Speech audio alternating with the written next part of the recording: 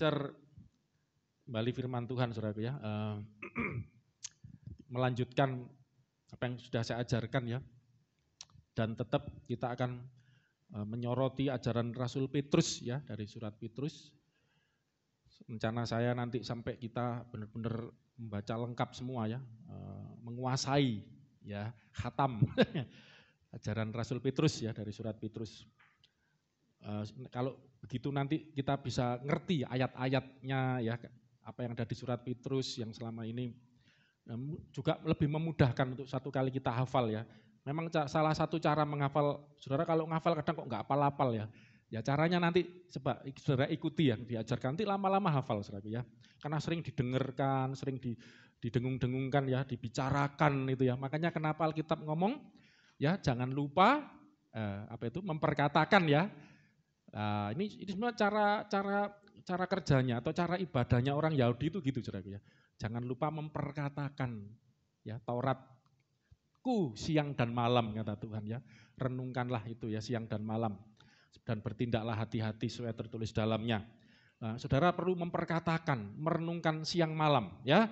Oke, kita akan melanjutkan. Sebenarnya temanya itu sama. Sekali lagi tema itu sama, cuman judulnya memang ya harus agak diganti-ganti ya karena nanti kalau judulnya sama kayaknya kok nggak ada judul lain gitu ya.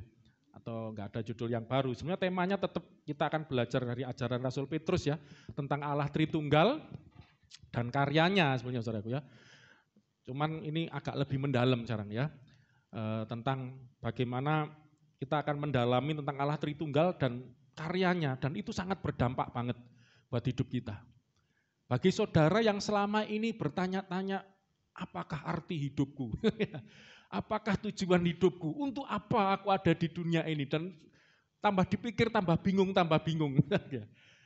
Coba Anda ketika belajar mengenal penciptamu, saudaraku ya, engkau akan mengenal dirimu. Saya ulangi, itu tujuannya. Ketika engkau mengenal penciptamu, yang menciptakan engkau akan mengenal dirimu yang diciptakan oleh dia, saudaraku ya. Ya, jadi kalau saudara mau tahu dirimu yang benar, tanyalah ya kepada yang menciptakan engkau. Kalau saudara pengen tahu secara mendetail ya, pengen tahu tentang sepeda motor merek Yamaha. Sampai kecil-kecilnya, tanya yang membuat Yamaha itu, saudaraku. Jangan ya tanya orang yang bikin kerupuk, tidak akan bisa jawab. Selama ini Anda mungkin salah bertanya, salah mencari jawaban, aku ini siapa?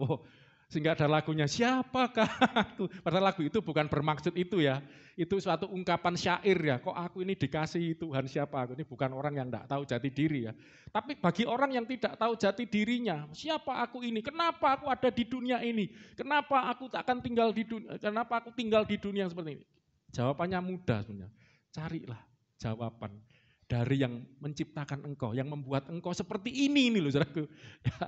Kenapa aku diciptakan seperti ini ya? Rasul Paulus itu juga sempat nulis ya. Kita ini seperti Tuhan itu penjunan, kita ini periuknya ya dari tanah liat. Dapatkah kita ini bertanya kepada yang membuat kita, kenapa engkau membuat aku seperti ini gitu ya. Itu ada di Roma pasal berapa itu ya. Coba 11 atau antara 9, 10, 11 itu, mungkin 11. Saudara coba tanya kepada penciptamu. Nah, hari ini kita akan belajar tentang Allah dan nanti saya percaya ketika Anda belajar tentang Allah, Anda akan semakin mengerti. Jadi ini bukan teologi ya, sekedar teologi ya, pelajaran doktrin, no. Tapi ini Alkitab, seluruh Alkitab ini berisi tentang kehidupan. Amin saudaraku, baik kehidupannya Allah maupun kehidupan Allah yang diberikan kepada kita, itu saudaraku ya. Karena Allah adalah sumber daripada kehidupan. Oke, kita akan belajar yang jadi saya ngasih judul ini apa enaknya? Jadi mungkin Bapa, Roh, dan Bapa, Rohnya, dan Firman-Nya. Itu kan satu. Yang apa saudaraku? Yang menciptakan hidup kita, yang merancang hidup kita. Wah gitu, enggak tahu lah nanti. Saudaraku, saya akan mulai dari sini dulu. Oke, kita akan lihat per hypostatis, ada 3 yang ilahi. Nanti kita akan melihat di dalam surat Petrus ini ada 3 yang ilahi yang disebutkan. Saya menghindari penggunaan kata pribadi, karena istilah pribadi ini sering membuat kita salah mengerti seolah-olah Tuhan itu ada 3 orang gitu ya. Karena pribadi atau persona bahasa Yunani itu seolah-olah digambarkan seperti orang ya. Padahal sebetulnya yang dimaksud adalah hipostasis ya. Hipostasis itu realita yang konkret, ada wujudnya, ada realita wujudnya roh, saudara ya. Ada realitanya, roh itu berwujud tapi bukan fisik ya. Jadi ada realitanya tapi bukan istilahnya 3 orang gitu. Oke, kita akan lihat lebih dalam ya. Sebetulnya gini, bicara tentang Allah Tritunggal, kita bisa membuat sederhana sebenarnya. 1 kalimat saja bisa. Ya, saya pernah ditantang anak saya, ya dia kan kuliah di kampus yang tentu saja kita di Indonesia ini kan minoritas ya, orang Kristen ya, secara jumlah. Tapi saya bersyukur ya, anak saya kan kapan tuh, enggak tahu udah bersaksi belum. Dia kepilih jadi ketua BEM ya, Badan Eksekutif Mahasiswa di kampusnya ya. Itu kampus yang cukup di Surabaya kan ya luar biasa kan ya, negeri ya, UNER kan, saudaraku ya. Di situ mungkin sebelumnya belum pernah kayaknya ya, belum pernah mungkin. Coba kamu cari lihat, mungkin ini kamu history maker ya, anak-anak Tuhan itu adalah history maker, pembuat sejarah. Amin saudaraku. Bersama Yesus, kita kan sering nyanyi, bersama Yesus, apa saudaraku? Lakukan perkara besar bersama Yesus, apa? Tidak ada, sudah ngalami belum? Sudah hidup belum di dalam kuasa Yesus ya? Saya bersyukur anak saya Tuhan pakai dengan cara yang berbeda. Memang dia, aku nggak mau jadi pendeta kayak papa, nggak apa-apa. Melayani Tuhan nggak harus jadi pendeta. Ya toh? Pendeta itu adalah panggilan khusus ya untuk melayani secara jabatan ya, profesi di dalam gereja ya, dalam organisasi gereja itu kalau diistilahkan.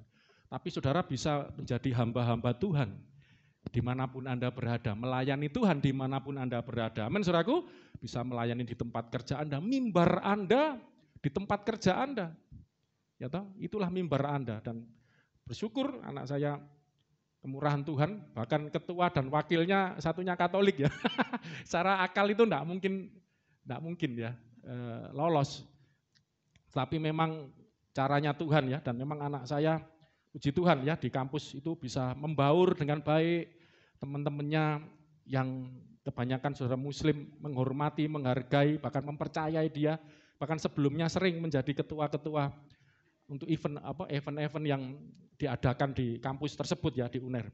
Dan sempat menantang saya, saudara, karena memang lingkungannya kan begitu ya, dan dia punya cara tersendiri untuk melayani Tuhan, untuk memberitakan Injil ya, yaitu terutama melalui kehidupannya. Pernah nyoba nantang, coba papa buat istilah Allah menjelaskan Allah Tritunggal dalam 1 kalimat gitu. Ya, oh ya cari-cari ya apa ya 1 kalimat gitu, saudara. Nah, ini kelihatannya coba saya mencoba dan saya ingin share kepada Anda, bagi kepada Anda, coba ini menjelaskan Allah Tritunggal hanya dalam 1 kalimat. Gimana saudaraku? Selama ini kan Allah Tritunggal itu adalah Allah yang satu tetapi miliki 3 pribadi. Yoh kon bingung, 1 tapi 3 pribadi. 1 tapi 3 tapi 1. Loh sampai bulet-bulet karuan ya. Itu dulu ya, mungkin seperti itulah silakan. Tapi sekarang kita semakin belajar, semakin ngerti. Anda coba, ini Anda bisa renungkan buat hidupmu sendiri, dan Anda juga bisa praktekkan ya, ketika Anda sendiri meyakini bahwa Allah yang kita sembah itu Allah yang esa, ya, tetapi Allah yang esa itu, yang Anda sembah itu, ya toh, memiliki di dalam dirinya ada firman dan roh. Ya, seolah-olah orang mengiranya ada 3. Jadi kalau dibuat secara sederhana, bisa dikatakan seperti ini. Allah, apa sih Allah Tritunggal itu? Allah Tritunggal itu adalah satu Allah, ya toh, satu Allah, atau lebih jelas gini, Allah yang, kemarin nggak tak catat ya, ya bisa macam-macam sih ngomongnya, tapi ini yang lebih simpel pikir saya. Allah, ya, Jadi gini, Allah Tritunggal adalah Allah yang menjelaskan hubungan antara dirinya, Allah tadi ya, dengan firman-Nya dan roh-Nya. Kalau agak kepanjangan lebih pendek, Allah Tritunggal adalah ya toh, menjelaskan hubungan antara. Lah ini saudaraku, ini Allah Tritunggal adalah menjelaskan apa saudaraku? Hubungan antara Allah yang Esa ya, yaitu Bapa dengan firman-Nya dan dengan roh-Nya. Jadi Bapa memiliki hubungan dengan firman-Nya dan dengan roh-Nya yang ada di dalam dirinya. Lah coba, ini ada berapa Allah berarti? Satu kan? Roh-Nya dan firman-Nya. Itu saudara. Saya ulangi ya, coba. Ini supaya Anda lebih nyentel dan Anda bisa menjelaskan iman Anda kepada orang di sekitar Anda. Dan Anda sendiri pun terjelaskan gitu loh ya. Jadi Allah Tritunggal itu sebetulnya adalah sedang menjelaskan apa saudaraku? Hubungan. Menjelaskan apa? Hubungan yang ada antara Allah dengan firman-Nya dan roh-Nya. Kalau mau lebih lengkap lagi tambahkan yang ada di dalam dirinya, dalam diri Allah. Firman-Nya masa di luar Allah? Seperti Anda, firman Anda di mana? Roh Anda ada di mana? Kalau roh Anda ada di luar Anda, mati Anda. Jadi ada di dalam diri Allah. Itu secara sederhana. Dan memang di Alkitab istilah Tritunggal tidak ada. Tapi saudara tidak kecil hati ya. Kalau orang ngomong, lu di Alkitab nggak ada Tritunggal kok, kamu orang Kristen pakai kata-kata Tritunggal. Maaf, agama lain juga sama. Saudara cari, saudara Muslim cari kata tauhid. Mereka kan ngomong Tuhan itu, Allah itu tauhid. Cari kata tauhid di Al-Quran juga enggak ada. Itu kan satu kesimpulan, tauhid.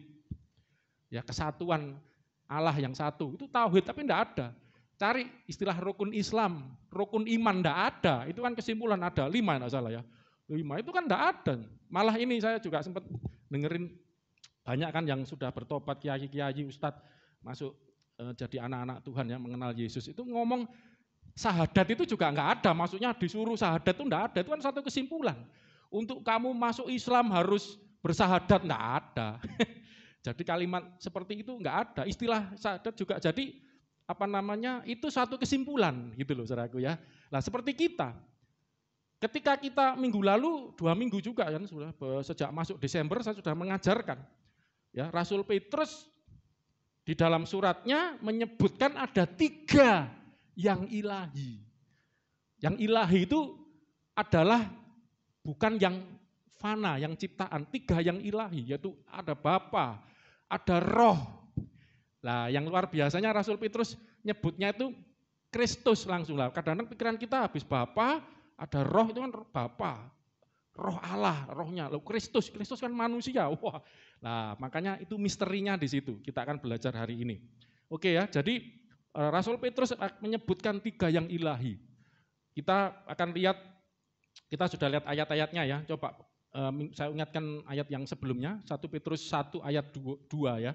Di situ dulu kelihatan ya dari salam pembukanya, sudah disebutkan oleh Rasul Petrus ada 3 ya pribadi atau 3 yang ilahi lah ya saudaraku, 3 yang ilahi. Nanti kita akan lihat bagaimana penjelasannya. Yaitu orang-orang yang dipilih sesuai dengan apa saudaraku?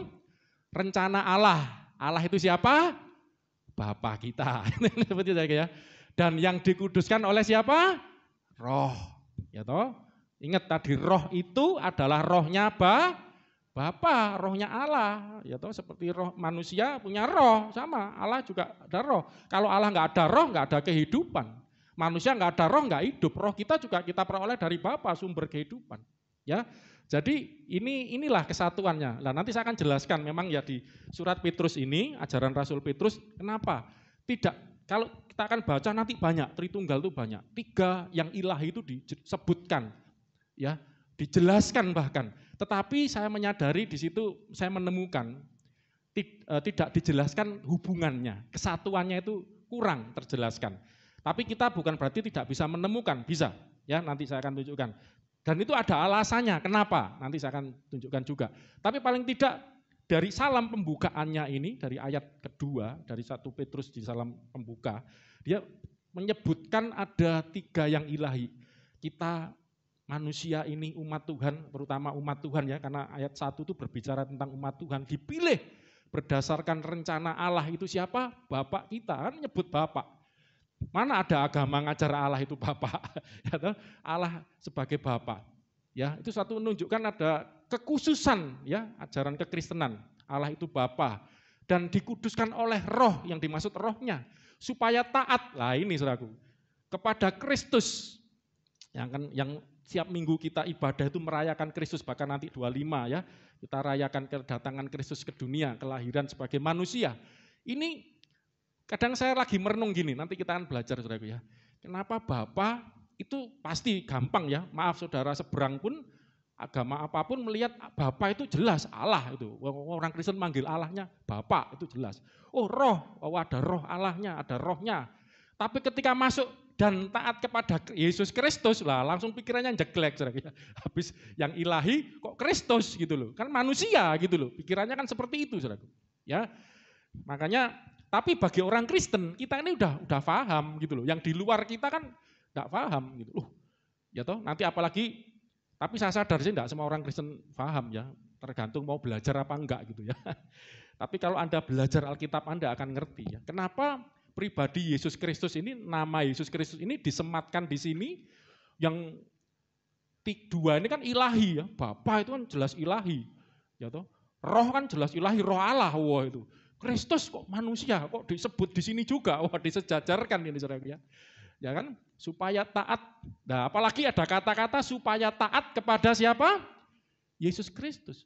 Saudara pernah disuruh taat sama Nabi, ada ayat Alkitab 1 saja.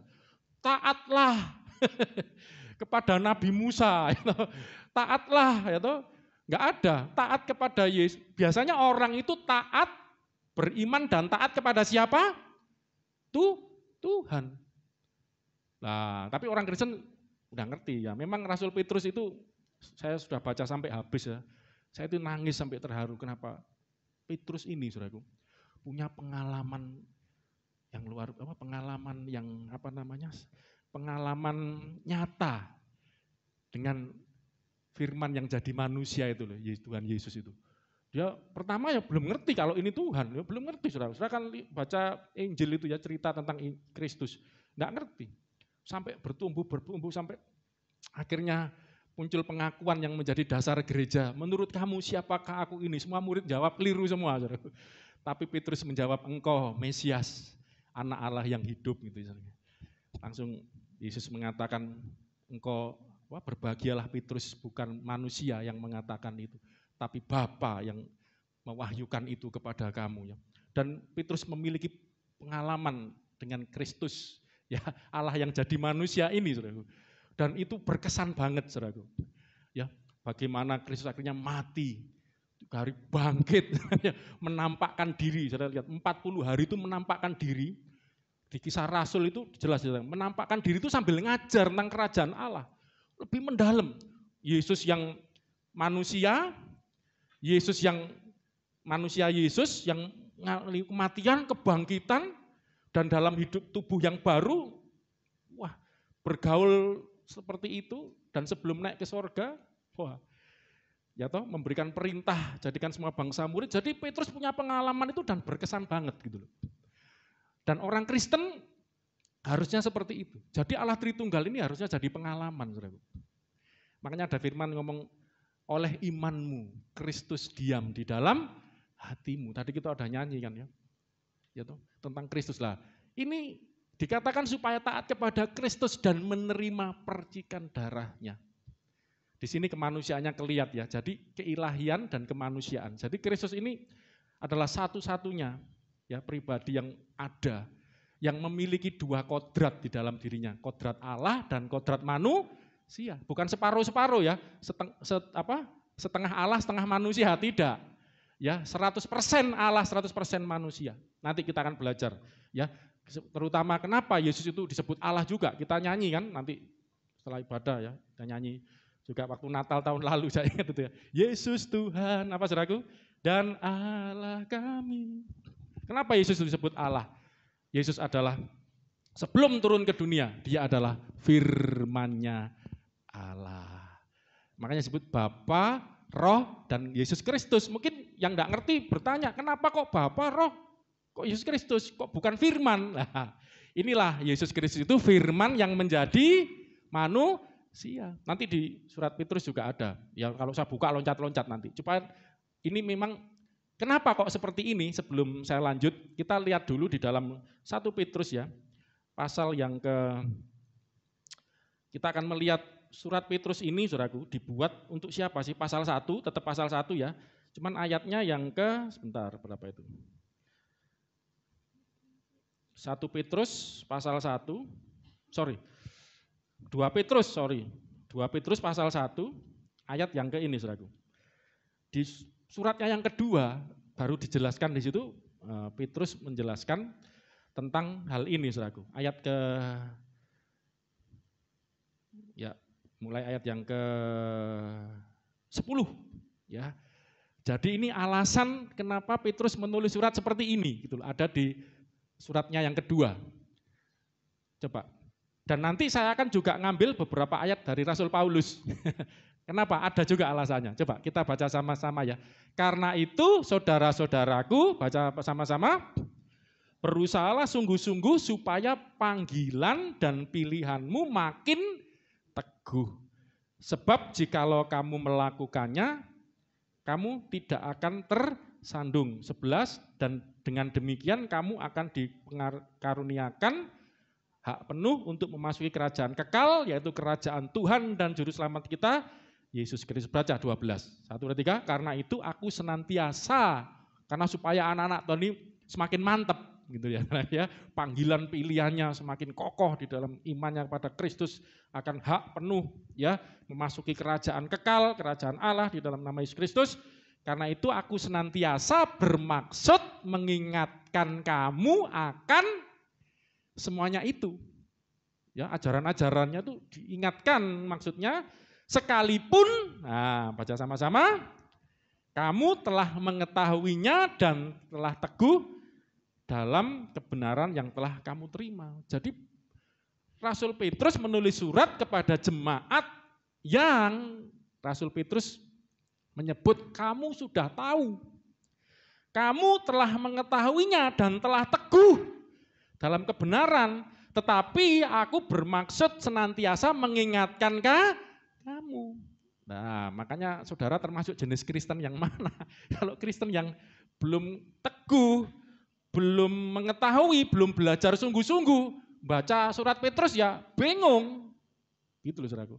Makanya saya di sini sebagai hamba Tuhan saya mau membimbing Anda ya. Nanti rencana kita akan belajar surat Petrus sampai habis, ngelontok, khatam ya, surat 1 dan 2 Petrus. Dan nanti itu ayat-ayat pelajaran yang luar biasa tentang kekristenan, tentang Allah, tentang karyanya ya. Makanya judul temanya kan selalu berbicara tentang Allah dan karyanya. Ya, tadi kan pasal 1 Petrus 1 ayat 2 tadi kan, yaitu Bapa yang telah memilih kita sesuai dengan rencananya dan yang menguduskan dengan rohnya, kira-kira itu ya.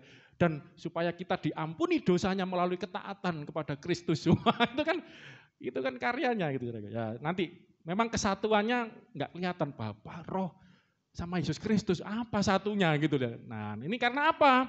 Karena Rasul Petrus sedang berbicara kepada jemaat, mengingatkan kepada kamu semua, sekalipun kamu telah tahu, kamu telah teguh dalam kebenaran yang telah kamu terima. 13 sama-sama, aku menganggap sebagai kewajibanku untuk tetap apa? Mengingatkan kamu akan semuanya itu. Selama aku belum meninggalkan kemah tubuhku. Ya, selama masih hidup, maaf, saya minum sebentar ya. Selama masih hidup di dunia ya. Jadi tugasnya mengingatkan. Coba lihat lagi 2 Petrus pasal 3 ya, ayat 1. 2 Petrus pasal 3 ayat 1. Saudara-saudara yang kekasih, ini sudah surat yang keberapa? Kedua. Makanya ini 2 Petrus ya. Berarti sebelumnya ada surat yang pertama, yang kutulis kepada kamu. Ya, tadi dikatakan kamu telah tahu, kamu telah teguh. Tapi maksudku nulis surat ini untuk apa, saudaraku? Mengingatkan. Saudara kalau mau tahu belajar nanti tentang bibliologi ya, tentang Alkitab, bagaimana Alkitab ini kita bisa memiliki Alkitab. Itu ada pelajaran khusus panjang ya, nanti saya enggak campur-campur ya, melebar kemana-mana nanti. Tapi intinya gini saudara, nanti saudara perlu tahu aja. Sebetulnya ajaran-ajaran yang para rasul ini yang disampaikan di tulisan ini tidak bermaksud untuk dijadikan Alkitab. Jangan salah ya. Terus seperti maaf ya agama apa, terus dapat ada suatu kitab ya seperti sengaja. Enggak, ini sebenarnya surat. Surat penggembalaan. Ya tadi untuk mengingatkan. Nah jemaat ini sudah ngerti gitu loh. Bahkan saudara kalau ingin tahu ada surat yang juga sudah enggak ada, surat kepada jemaat di Laodikia, lu enggak ada, itu disebut juga. Ya, disebut Laodikia enggak ada tapi. Lah memang bukan betul kalau gitu ada yang hilang, enggak. Sebetulnya ajaran-ajaran nanti lain kali saya akan jelaskan bibliologi ya, nanti malah melebar saya.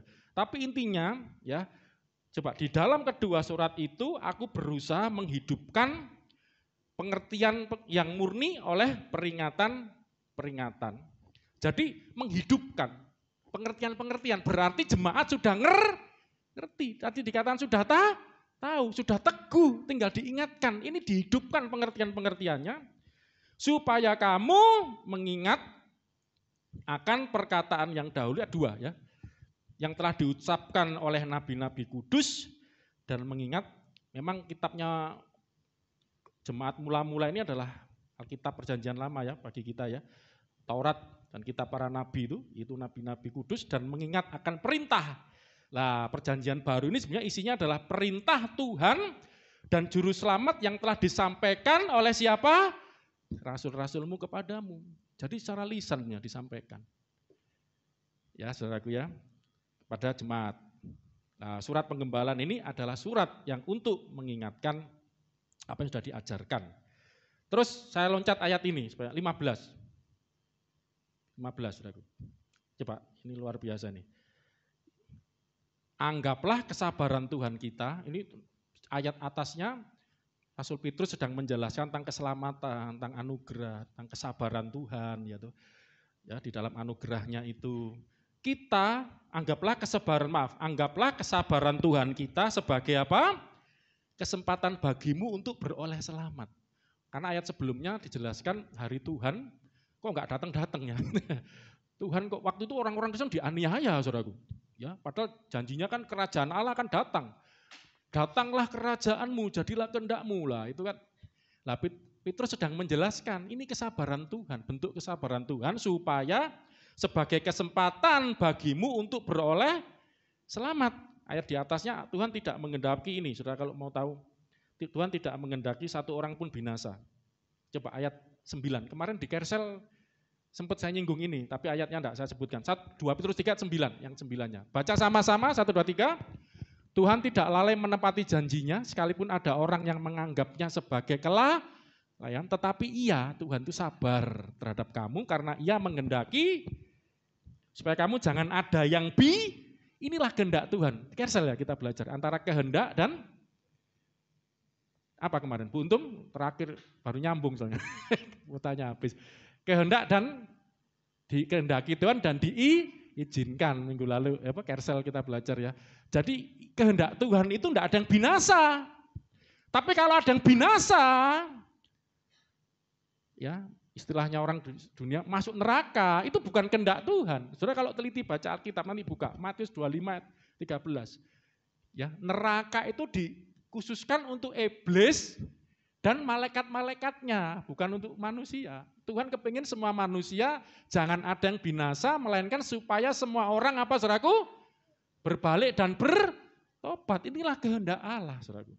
Ya, oke, enggak usah dibahas, nanti lain kali ada pelajaran tersendiri tentang keselamatan. Tapi saya kembalikan ke ayat 15 tadi ya. Inilah kesabaran Tuhan untuk kesempatan bagimu untuk beroleh selamat. Nah, baca sama-sama. Seperti juga siapa saudaraku? Paulus. Di sini Rasul Petrus menyebut Paulus. Saudara kita yang kekasih telah menulis kepadamu menurut hikmat yang Sofyan di sini ya. Hikmat Sofia atau Sofyan karena objek hikmat yang dikaruniakan kepadanya. Terima hikmat Allah, kebijaksanaan Allah.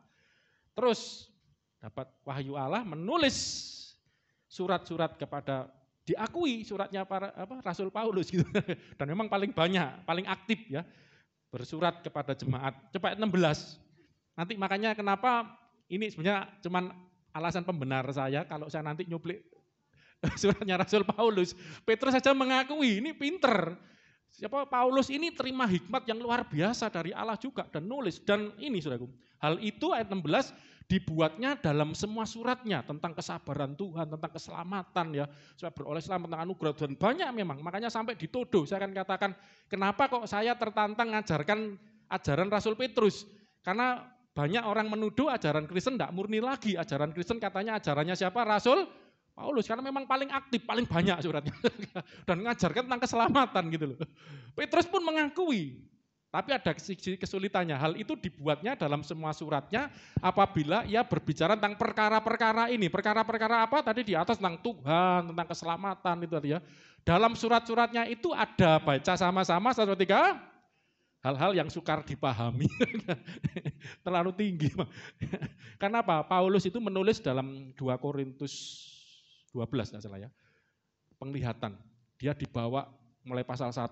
Dia dibawa ke langit tingkat ketiga. Dari situlah kita orang Kristen mengakui ya. Langit itu ada berapa tingkat saudaraku? 3. Nanti lain kali saya jelaskan ya. Kalau saudara muslim kan 7. Beda, agamanya juga beda. Ya, malah ada yang 9 itu siapa itu yang dari Perancis. Dante apa itu? Nanti lain kali lah dibahas itu. Itu di Injil Barnabas ada soalnya. Itu dibawa ke langit tingkat ketiga, ketemu Tuhan, mendapatkan wahyu, kata-kata yang tidak dapat diucapkan. Wah itu luar biasa. Nanti lain kali kalau belajar. Jadi rencana saya tahun depan ini saudaraku ya, kita akan mendalami dasar-dasar lagi tentang keselamatan, tentang kehidupan kita sebagai anak-anak Tuhan, manusia baru, itu lebih dalam dari Rasul Petrus sampai habis. Caranya rencana saya gitu, enggak loncat sini gitu, enggak. Kalau ngambil itu sedikit-sedikit dari atas, tapi Petrus ini diperdalam. Nanti Rasul Yohanes, nanti Yakobus, terakhir Paulus ya, karena panjang banget. Puji Tuhan, saya berharap lalu ini saudara lebih mendalam lagi tentang kebenaran kekristenan kita. Ya, dalam surat-suratnya itu ada hal-hal yang sukar difahami sehingga orang-orang yang tidak memahaminya dan yang tidak teguh imannya memutarbalikkan jadi kebinasaan mereka sendiri, sama seperti yang juga mereka buat baca sama-sama dengan tulisan-tulisan yang lain. Jadi para rasul ini ya ada nanti kan surat Yakobus, surat Yohanes, surat Yudas, itu kan surat-surat yang lain, Ibrani itu saudara, itu ada. Nah itu kelihatannya kalau enggak Paulus memang enggak disebutkan penulisnya. Siapa satunya itu yang ahli Taurat itu Apolos. Jadi ada tulisan-tulisan yang lain ya. Oke, kita kembali. Jadi nanti enggak salah kalau saya nyuplik Paulus sedikit-sedikit ya. Karena Petrus ngomong, nyambung, connect. Karena apa? Surat Petrus ini adalah kepada orang-orang yang sudah mengetahui, ya kan tadi dikatakan, orang-orang yang sudah mengerti, orang-orang sudah teguh imannya, cuman diingatkan, dihidupkan pengertiannya lagi, dijelaskan, tambahi lagi gitu loh saudaraku ya. Makanya kenapa kita juga perlu ambil ayat-ayat dari yang lain gitu loh. Kalau Rasul Paulus lengkap banget. Makanya ajaran Kristen, ajaran Rasul Paulus memang paling lengkap, lengkap banget itu ya. Tapi Petrus ini bukan berarti enggak lengkap, kurang canggih, bukan. Karena memang surat Rasul Petrus ditujukan untuk siapa tadi? Orang-orang Kristen yang sudah mengerti, paham, teguh imannya. Cuman diingetin gitu loh, makanya saudara kaget tulis Bapa, Roh, Yesus Kristus itu. Kayak enggak ngerti bertanya, yang ngerti oh ini firman yang jadi manusia. Kira-kira gitu ya. Oke, tidak berpanjang-panjang saya mulai khotbah ya. Ini baru mulai. Kita akan belajar tentang Bapa dulu ya. 3 yang ilahi. Karena tadi ada 3 yang disebut. Ada Bapa, ada Roh, ada Yesus Kristus. Ini apa ini? Kok ada 3 Allah lah? Enggak, kita akan lihat. Kita sudah belajar ya, Allah Tritunggal. Allah Tritunggal tadi adalah apa? Menjelaskan hubungan antara Allah dengan firman-Nya dan Roh-Nya. Hubungan antara Allah yang disebut Bapa dengan firman-Nya dan dengan Roh-Nya. Lah bagian yang pertama ini kita akan belajar Allah itu di dalam Alkitab ya, ajaran Tuhan Yesus, ajaran para rasul menjadi ajaran kekristenan kita. Allah itu ciri khasnya, enggak ada agama seperti ini. Disebut, dipanggil sebagai Bapa. Coba tadi buka 1 Petrus 1 ayat 2 ya, kembali. Di situ dikatakan 1 Petrus ya, pasal 1 ayat 1 Petrus pasal 1 ayat 2 tadi ya saudara ya. Yaitu orang-orang yang dipilih sesuai dengan siapa? Orang-orang dipilih ini ayat di atasnya jemaat, yang dimaksud yang tersebar di Galatia, Kapadokia, ya macam-macam dia tersebar. Nah ini juga menjawab saudara, enggak apa-apa sedikit-sedikit ya. Kenapa kok yang ditemukan, jadi kita ini punya naskah yang abad-abad awal-awal ini saudara ada, itu bukan tulisan asli, itu tulisan salinan, dan saudara yang nyalin siapa? Jemaat mula-mula gitu loh. Ini menjadi jawaban, bayangkan coba pasal 1 ya, enggak apa-apa, lencang sedikit. Pasal 1 ya. Jadi surat ini kepada siapa sih? Yang dikatakan tadi udah ngerti, udah teguh imannya, udah percaya Yesus, udah apa ya namanya, udah mengetahui, cuman diingetin aja sama Petrus. Dari Petrus ya, Rasul Yesus Kristus kepada orang-orang pendatang yang tersebar, ini jemaat ya, diaspora, dari jemaat yang tersebar dan memang pendatang, mereka karena waktu itu Yerusalem dihancurkan. Ya, Yerusalem dihancurkan, kemudian dianiaya, ya mereka tersebar ya kemana-mana. Ini daerah Asia kecil ini, ya di Turki sekarang dan di sekitar Eropa, di Pontus, Galatia, ini perbatasan Asia dengan ini saudara, Eropa ya, Turki itu kan perbatasan. Di Pontus, Galatia, Kapadokia, Asia kecil dan Bitinia. Coba pikirin, ada ini kotanya lumayan jauh-jauh. Bayangkan, masa satu surat bisa dibaca? Jemaat Gunung Gedangan, jemaat di Surabaya, jemaat di Gresik, ya apa carane? Harus disalin gitu loh. Makanya orang ngomong, Alkitab kok ya disalin, ini surat kok ya. Jelas saudaraku ya, makanya enggak usah heran ditemukan banyak salinan-salinan itu. Memang disalin untuk dibacakan di mana-mana. Nanti itu ada. Nanti lain kali kalau belajar bibliologi ya. Itu jelas ditunjukkan. Bahkan surat yang di sini dibacakan di sana, ijol-ijolan saudaraku ya. Ada itu. Oke ya. Jadi kita kembali ayat 2, yaitu orang-orang yang pendatang yang tersebar di daerah-daerah jemaat yang sudah tersebar di kota-kota, keluar dari Yerusalem. Ini orang Yahudi semua. Petrus ini adalah rasul untuk orang Yahudi. Jemaat-jemaat ini adalah disebut orang-orang yang dipilih sesuai dengan rencananya siapa saudaraku? Allah. Allah itu siapa? Bapa kita lah, ini saudaraku ya.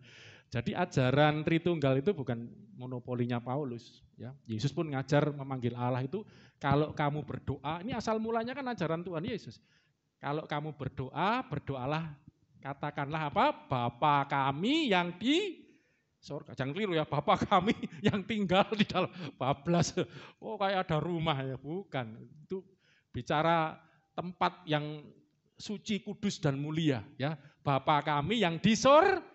Yesus ngajar kan, wah, kalau kamu berdoa, berdoalah Bapa kami. Jangan khawatir apa yang kamu makan minum pakai Bapamu yang di surga memelihara kamu. Itu ajaran kekristenan luar biasa. Allah itu adalah Bapa. Bapa kita. Ada ayat yang lain juga ya, bahwa jadi enggak satu ayat ini, Bapa kita, ayat 2 ya. Terus juga ini, coba sudah lihat ayat 17. Ayat 17, 1 Petrus 1 ya, tetap ayat 17 dikatakan, atasnya aja ya, dan jika kamu menyebutnya Bapa, ya, jadi jangan ragu-ragu, ini bukan ajarannya pendeta, ini bukan ajarannya Konsili Nikea, ya. Anda memanggil Allah itu Bapa, itu ajarannya Tuhan Yesus dan para rasul, dan hari ini kita belajar Rasul Petrus. Dan kamu, jika kamu menyebutnya Bapa, ada selanjutnya nanti saya jelaskan ini tentang keselamatan nanti di pelajaran selanjutnya. Coba ada lagi satu ayat, 2 Petrus, sekarang yang 2 Petrus pasal 1 ayat 17 juga. Allah itu kita memanggilnya Bapa. Ya, Bapa kita semua. Ya, kita menyebutnya Bapa. Bahasa Ibraninya Aba. Bahasa Yunaninya Pater. Bahasa Jawane Romo. Tuh sang Romo ingkang swarga. Namanya ya. Yang kalau mau pakai bahasa Jawa silakan. Ayat 17, 2 Petrus 1. Kami menyaksikan bagaimana ia, Tuhan Yesus itu ya, menerima kehormatan dan kemuliaan dari siapa? Allah Bapa. Jelas ya sampai sini ya. Jadi kita menyebut Allah itu Bapa, itu adalah ajaran Alkitab. Nah, secara langsung juga, biar cepat untuk Bapa ini, ternyata yang nyebut Bapa bukan cuma kita. Ternyata Tuhan Yesus juga menyebut Allah itu Bapa, ya toh. Ayat ini tadi ya, 1 Petrus 1 ayat 3 bawahnya. 1 Petrus 1 ayat ketiga. Ya. Nah, nanti saya akan coba jelaskan ini ya, tapi secara singkat kalau panjang ini tentang kristologi soalnya nanti. Ya, 1, 2, 3. Terpujilah siapa saudaraku? Allah dan Bapa Tuhan Yesus Kristus. Kalau tadi Bapa kita, Allah Bapa kita.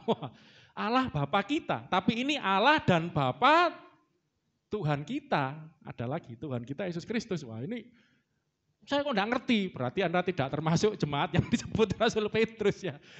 Makanya perlu belajar gitu loh ya. Kita ini terus terang banyak kehilangan, banyak ketinggalan, banyak ya dari apa yang diajarkan para rasul ya, karena yang pernah gereja ngalami zaman kegelapan ya, enggak usah heran lah. Makanya kita harus kembali back to Bible, kembali kepada Alkitab ya, kembali kepada ya sola fide, sola scriptura ya, sola apa itu ya, sola gracia, oleh iman, oleh anugerah, hanya oleh kebenaran ya, oleh kebenaran firman Tuhan. Oke, jadi Allah dan Bapa Tuhan kita, Yesus Kristus. Jadi Bapa ini bukan cuma Bapanya kita, itu juga Bapanya Tuhan Yesus. Dan ini yang penting sebetulnya. Allah itu tidak akan bisa menjadi Bapa Anda, tidak akan bisa Anda sebut Bapa kalau Anda tidak di dalam Kristus. Itu Rasul Paulus menyebut di dalam Roma, ya, oleh roh anaknya. Jadi roh Kristus itu karena ada di dalam kita, makanya kita menyebut Allah itu Bapa, karena ada Tuhan Yesus di dalam diri Anda, Yesus yang memanggil Allah itu Bapa, Anda akhirnya ikut-ikut memanggil, karena ada roh Kristus di dalam diri Anda. Nanti pelajaran kristologi aja. Ya, Kristus itu diam di dalam Anda percayai tinggal dalam hatimu. Roma 8 itu ya, karena roh anaknya, cari Mas juga. Itu maka engkau memanggil dia ya Aba ya Bapa. Ayat berapa itu? Roma 8. Hah? Bukan 14 itu semua orang yang dipimpin roh Allah. Ya, di Roma 8 saudara cari itu. Jadi Anda bisa memanggil Allah itu Bapa karena ada roh Yesus, roh anaknya gitu ya. Sehingga aku memanggil dia ya Aba, ya Bapa. Saudara-saudaraku ya. Itu yang disampaikan Rasul Paulus. Kembali lagi. Jadi kenapa? Kalau Bapa bagi umatnya gampang kita menerima. Tetapi kok Tuhan Yesus itu katanya Allah. Katanya Tuhan loh, kok ada Bapaknya lagi gitu loh. Sebetulnya istilah Bapa bagi Yesus beda dengan Bapa bagi kita. Kalau Bapa bagi kita itu adalah menunjuk bahwa Bapa itu, saudara-saudaraku ya, adalah pencipta kita. Bapa itu apa saudaraku? Pencipta kita. Kalau Yesus itu menyebut Bapa, nemu Mas juga. Kok kamu tuh nyari dah? 15, coba baca. Oh, gak kerungu ya gini. Coba buka. Roma 8, 15. Bawahnya 14 itu tentang roh. Kalau Roh Kudus itu memimpin anak-anak Allah itu dipimpin oleh Roh Kudus. Atau oh, bukan yang ini. Ya, ini roh yang menjadikan kita anak Allah. Ya. Enggak usah lah, nanti lain kali aja. Di Roma pasal 8 panjang, roh anaknya di situ dikatakan. Hah? Bukan yang ini, tapi ini sama juga. Sebab kamu tidak menerima roh perbudakan, membuat kamu takut lagi. Kamu telah menerima roh yang menjadikan kamu anak Allah. Ya, oleh roh itu kita berseru ya Aba ya Bapa. Dan nanti dimaksud ini roh Yesus, roh anaknya. Ya, oke. Kita lanjut ke tadi ya penjelasan saya. Kenapa kok Allah itu juga Bapanya Tuhan Yesus? Itu beda dengan Bapa bagi kita. Ya, di dalam Alkitab yang disebut anak Allah itu sebenarnya banyak, saudaraku. Kalau saudara mau tahu ya, malaikat itu juga disebut anak-anak Allah. Malaikat, ya. Kemudian Adam juga disebut anak Allah.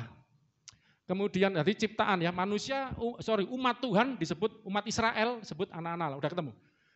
Umat Tuhan disebut anak-anak Allah. Terus apa lagi itu? Malaikat, terus juga ya ciptaan, ada ayatnya juga. Lain kali saya akan belajar ngajarkan tentang istilah anak Allah. Ya, ciptaan juga disebut anaknya. Tuhan nyebut ciptaan itu anaknya juga. Ada ayatnya itu saudaraku ya. Jadi istilahnya begini, Bapa itu bagi bagi segala ciptaan, apalagi manusia, malaikat pun juga ciptaan Allah itu menyebut Allah itu Bapa, karena Bapa itu pencipta, sumber dari segala sesuatu. Nanti saya akan tunjukkan ayatnya. Tetapi bagi Yesus, Allah itu bukan pencipta bagi dia. Allah itu adalah, saudaraku ya, sumber keilahiannya. Makanya ada Bapak gereja ngomong, seperti sinar matahari yang keluar dari matahari. Sehakikat dengan matahari. Jadi sinar matahari itu bisa memancar, itu sumbernya dari mana? Matahari. Makanya Yesus ngomong, aku keluar dari Bapa. Firman itu keluar dari Bapa, seperti saya. Perkataan saya keluar dari saya. Jadi Bapaknya bagi Yesus itu adalah sumber keluarnya Yesus dari yang ilahi ini. Karena makanya Allah sejati dari Allah sejati, terang sejati, makanya gini, itu seperti Allah sejati dari Allah sejati, terang sejati dari terang sejati. Jadi Bapa bagi Yesus itu adalah sumber keilahiannya. Karena dia firman yang keluar dari Allah. Dan firman itu adalah Allah, kata firman Tuhan. Ya, di situ bedanya. Kalau kita anak Allah, kita ini bukan keluar dari Allah jadi sumber, enggak, beda. Karena kita diciptakan, bedanya di situ. Jadi secara sederhana, Bapa bagi Yesus adalah dalam hubungan Tritunggal tadi, hubungan dengan Bapa, sang sumber. Ya, kita akan lihat lebih jelas ya, pakai suratnya Rasul Paulus ya. Tadi saya sudah ngomong, Petrus pun menyebut ya. Dan surat-surat ini udah tersebar dan jemaat sudah ngerti ini gitu loh ya, dan memang agak sulit dipahami ya. Tapi ini kalau dipelajari bisa. 1 Korintus 8 ayat 6. Coba kita lihat 1 Korintus 8 ayat 6. Ini yang disebut sumber itu gini, saudara. Bapa itu kenapa saya berkali-kali katakan sumber? Atau lebih tepatnya asal dari segala sesuatu. 1, 2 kita. 1, 2, 3. Namun bagi kita umat Tuhan ini hanya ada satu Allah saja. Loh kok ada roh, ada firman, tadi sudah belajar. Allahnya itu satu, tapi Allah yang satu itu di dalam dirinya punya roh, punya firman. Kalau nggak ada roh, nggak ada kehidupan, nggak ada firman, Allah nggak bisa berbuat apa-apa. Itu satu di dalam dirinya. Bagi sumber kehidupan, ya sumber kuasa. Namun bagi kita hanya ada satu Allah saja, yaitu siapa, saudaraku? Bapa.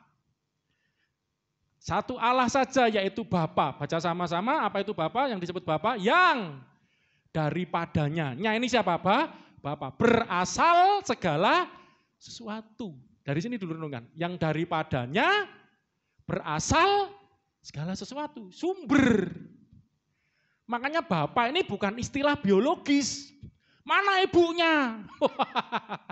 Waduh, mana bidannya? Rizik Sihab ini ya. Habib Rizik kecekel ya.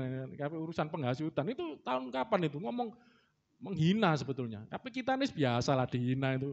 Kalau maaf ya mereka dihina, wah bisa bakar-bakaran, bunuh-bunuhan. Kita ketawa saja, enggak ngerti. Ya Tuhan ampunilah dia. Karena mereka tidak tahu apa yang mereka perbuat. Saudara enggak tahu di YouTube. Dia ngomong, anak Allah gitu, teriak-teriak gitu. Mana bidannya? Kayak Allah butuh bidan aja ya. Pikirannya enggak nyambung, enggak nutut, enggak ngerti tentang misteri Allah yang besar, yang ajaib itu enggak ngerti. Tapi kita bersyukur orang Kristen diberikan terang Roh Kudus, diberikan terang Allah sehingga mengerti kebenaran. Amin, saudaraku. Ini bukan istilah biologis. Bapak, ibu terus punya anak. Nah, ini bicara arti teologis. Arti yang ilahi, arti yang rohani. Bapa yang daripadanya berasal segala sesuatu termasuk Anda. Firman pun juga berasal dari Bapa, tapi bedanya kalau kita berasal dari Bapa karena kita diciptakan oleh kehendak rencana Allah. Tapi Yesus itu berasal dari Bapa karena keluar, itu bedanya. Ini juga jawab. Yesus enggak punya bapak aja, cuman punya ibu kok dijadikan Tuhan. Adam enggak punya bapak, enggak punya ibu, lebih lengkap loh. Enggak punya dua-duanya. Kok enggak jadi Tuhan gitu loh. Beda. Adam diciptakan dari debu tanah. Makanya dia anak Allah sebagai cipta, tapi Yesus tidak diciptakan.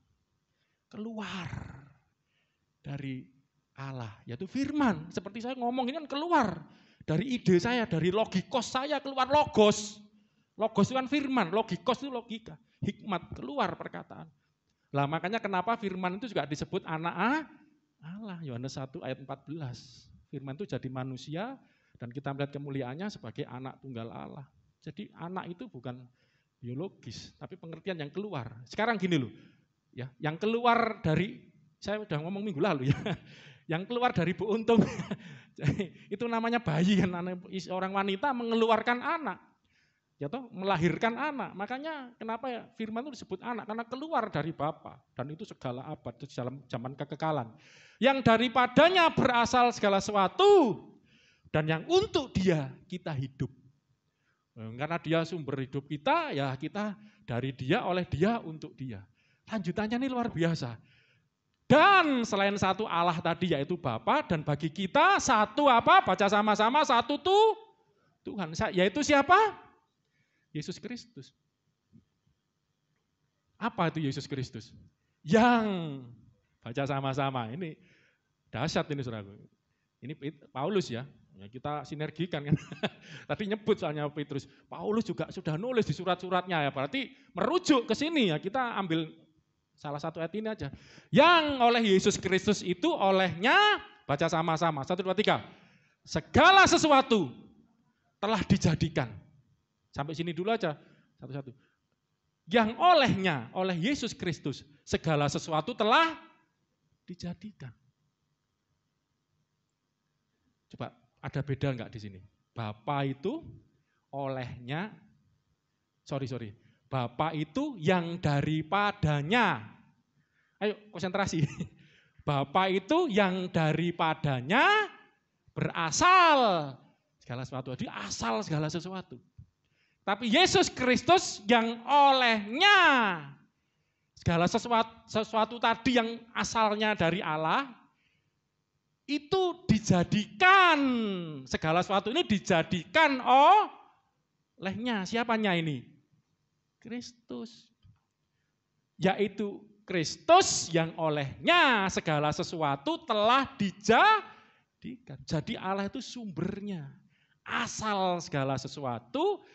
Ya, terus segala sesuatu ini dijadikan oleh Kristus. Kok bisa? Karena Kristus itu adalah firman. Mazmur 33:6. Coba lihat. Ya, di situ dikatakan apa? Ya, para nabi dicuplik juga atau tadi 2 Petrus 3, aku mengingatkan kamu apa yang pernah diajarkan para nabi, ya ini Mazmur, ajarannya nabi-nabi. Ya. Baca sama-sama, oleh firman Tuhan huruf besar semua ini Yahweh ya, namanya Allah yang dikenalkan kepada orang Ibrani ya, Yahweh, Yahweh, Yehova, YHWH itu ya. Oleh firman Tuhan langit, jadi langit telah dijadikan. Langit ini terjadi oleh apa saudaraku? Firman Tuhan. Jadi Tuhan ini menjadikan segala sesuatu melalui firman. Oleh itu maksudnya dengan. Jadi yang menjadikan, menciptakan segala sesuatu ini siapa? Firman. Jadi gini, kalau mau dibuat sederhana, segala sesuatu ini yang menjadikan Tuhan. Atau Allah, atau Bapa. Yang daripadanya berasal segala sesuatu. Lah Allah, yang di sini disebut Yahweh, menjadikan segala sesuatu ini dengan apa? Dengan firman-Nya, gitu loh saudaraku. Oleh firman-Nya, ini kan firman-Nya Yahweh, firman-Nya Allah, langit telah dijadikan. Oleh nafas dari mulutnya, kita udah belajar nafasnya Allah itu siapa? Roh Kudus. Oleh rohnya, segala tentaranya. Maksudnya apa? Ini pelajaran luar biasa saudaraku. Tentara ini, tentara langit, ini kan langit, bicara langit. Itu ada 2 pengertian. Kalau secara saintifik, ya secara fisik, yang disebut tentara langit itu adalah planet-planet, bintang-bintang, saudara, ya, matahari, bulan, bintang, segala planet-planet itu. Itu perangkat daripada langit, alam semesta. Sudah bicara galaksi ya, kapan itu. Tetapi kalau tentara langit secara rohani yang dimaksud siapa, saudaraku? Para malaikat. Itu Gitu ya saudaraku ya. Jadi perangkat kelengkapan segala, kalau sederhananya segala tentaranya ini kelengkapan dari ciptaan. Maksudnya begini saudaraku. Jadi firman Tuhan ini yang menjadikan segala sesuatu. Nafasnya Allah ini ya yang memberikan kekuatan. Kan bicara kekuatan, Roh Kudus itu bicara kekuatannya Allah, kuasanya Allah. Jadi saudaraku kalau sudah tahu ya, gini secara singkat ya, waktu manusia diciptakan dari apa? Debu tanah. Tapi belum hidup. Setelah dihembuskan nafas Allah, maka manusia itu menjadi makhluk yang hidup. Kejadian 2:7 ya. Lah, waktu nafas dihembuskan, manusia jadi hidup, ada roh, kehidupan. Tahu enggak? Makanya kenapa di dalam pelajaran IPA ini mengkonfirmasi. Ya, tumbuh-tumbuhan itu ada kehidupannya enggak? Tumbuh-tumbuhan. Binatang juga ada. Dan saudara, kalau mungkin ilmu pengetahuan terbatas di situ. Ya, jadi yang memberi kehidupan itu Kejadian pasal 1. Ayat 1, pada mulanya Allah menciptakan langit bumi belum berbentuk gelap gulita kosong ya. Terus ayat kedua, lalu roh Allah melayang-layang di atas permukaan air. Roh Allah merahebet, memberikan kehidupan, mengerami bahasa Ibraninya itu. Maksudnya roh Allah itu memberikan kehidupan kepada seluruh ciptaan. Makanya nggak usah heran, tumbuh-tumbuhan juga ada kehidupan, binatang ada kehidupan. Bahkan saya mau katakan, segala ciptaan, benda-benda yang Anda lihat. Makanya kenapa sebelum orang mengenal Tuhan, ya, karena terjadi zaman Babel ya, kekacauan itu akhirnya kan terpencar-pencar manusia, akhirnya muncul penyembahan berhala. Tahu enggak, orang-orang itu menyembah yang namanya animisme dan dinamisme, sedikit ya. Animisme itu kan nyembah roh-roh, ada kuasa. Dinamisme nyembah benda-benda yang dianggap berkuasa, pohon yang gede, gunung, karena meletus kan, jadi takut disembah-sembah ya, sama agama-agama primitif ya, pagan-pagan itu. Seperti ada kehidupannya, saudara. Tahu enggak? Bahkan planet-planet itu bisa bersinar. Saudara mikir enggak dari mana? Sorry kok planet-planet. Bintang itu, tahu enggak? Bintang itu kan kelap-kelip. Bintang itu apa sih? Planet yang bersinar. Katanya Mars itu warnanya merah ya. Mars. Terus yang biru itu apa itu ya, kelihatan. Bumi itu dari langit itu kelihatan biru ya, karena laut. Ada terus planet-planet yang bersinar itu bintang. Tahu enggak sinar itu keluar dari mana? Matahari itu bisa memancarkan sinar itu dari mana? Kalau ilmu pengetahuan berhenti pada satu titik, karena ada gas helium yang menyala-nyala. Ya. Tapi tahu enggak, ini semua tercipta karena hembusan oleh nafasnya Allah. Amin saudaraku? Bagi manusia nafas Allah itu memberi kehidupan, memberikan logos, memberikan menjadi makhluk yang hidup, pribadinya muncul. Tumbuh-tumbuhan binatang mendapat kehidupannya masing-masing, tapi kualitasnya berbeda ya. Kualitas hidup kita sama binatang, sama tumbuhan beda. Sama bintang-bintang planet benda mati ini. Makanya Einstein menemukan rumus apa itu? Power, apa? Energi. Kamu diajari energi enggak? Oh, kimia enggak ada energi. Ada ya, fisika habisnya itu. Energi, saudaraku. Energi di dalam benda itu ada energinya. Di dalam tanah itu ada energi. Saudara pernah mikir enggak kenapa di dalam tanah Anda menanam meletak biji, kok bisa tumbuh? Dari mana? Berarti ada yang hidup. Dari mana kehidupan itu? Dari asal. Dari dialah Bapa, asal segala sesuatu. Dari dia keluar roh, menghembuskan nafasnya, memberi kehidupan. Jelas saudaraku ya. Jadi Allah itu menciptakan segala sesuatu melalui atau dengan firman-Nya. Terus rohnya juga dihembuskan untuk memberikan kehidupan dari segala yang sudah tercipta. Ini loh saudaraku, Allah Tritunggal itu begitu sebetulnya. Jadi bukan tiga Allah. Allah yang berkarya melalui firman-Nya untuk menciptakan, oleh dia segala sesuatu dijadikan. Dan oleh rohnya segala sesuatu diberi kekuatan, diberi energi, diberi kehidupan. Amin saudaraku. Orang Kristen harus lebih cerdas karena Allahnya misterinya dibongkar. Yang enggak ngerti mana bidannya, mana istrinya, goblok. Kita enggak, Bapa itu bicara asal segala sesuatu. Amin Riki? Asalnya Bapa, dari Bapa semua itu. Dan melalui firman-Nya segala sesuatu ini jadi. Melalui rohnya segala sesuatu diberi kehidupan. Jelas saudaraku sekarang Allahmu Allah Tritunggal, Allah yang luar biasa. Amin. Jadi Bapa itu pencipta. Ya, melalui apa tadi? Rohnya dan melalui firman-Nya. Kalau saya mencoba menyimpulkan dan saudara akan temukan nanti. Allah itu bekerja itu selalu melalui firman dan melalui rohnya. Itu cara kerjanya Allah. Berarti bukan 3 Allah. Allah itu satu. Tapi dia bekerja, berkarya melalui firman-Nya. Dan melalui rohnya. Yang gak ngerti dipikir, wong Kristen nyembah 3 Allah. Goblok. Bukan. Itu firman-Nya. Itu rohnya yang bekerja. Keluar dari Allah. Mencipta, memberi kehidupan. Itulah Allah Tritunggal. Ngerti saudaraku, amin? Jemaat Tuhan di sini ngerti. Jadi Allah itu Bapa. Bapa itu artinya apa tadi? Sumber penciptaan. Ya, wah di sini udah dahsyat. Belum masuk yang lain. Nggak nutut ya. Apa ini? Ya, oke. Terus karena dan Bapa bagi Yesus tadi sudah jelas ya. Bapa bagi Yesus itu bukan seperti kita tercipta. Yesus enggak. Bapa bagi Yesus adalah sebagai firman yang keluar dari sumbernya. Ya toh? Firman yang keluar dari Bapa. Bekerja melaksanakan kehendak Bapa. Ini biar lebih ingat selalu.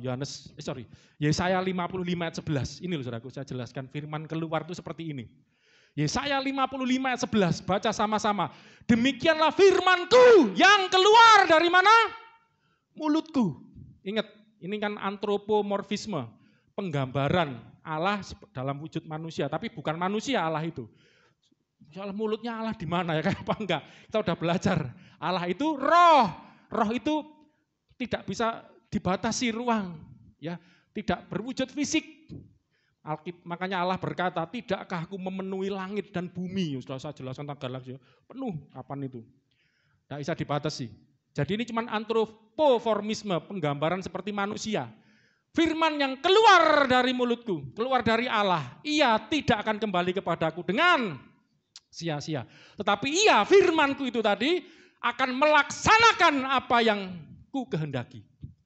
Dan berhasil dari apa yang kusuruhkan kepadanya. Bayangkan, firman itu, lah ini bedanya dengan saudara muslim, saudara ya maaf ya.